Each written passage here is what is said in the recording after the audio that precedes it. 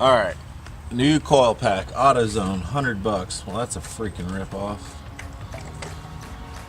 I swapped the bad coil pack from the 4-cylinder over to the second.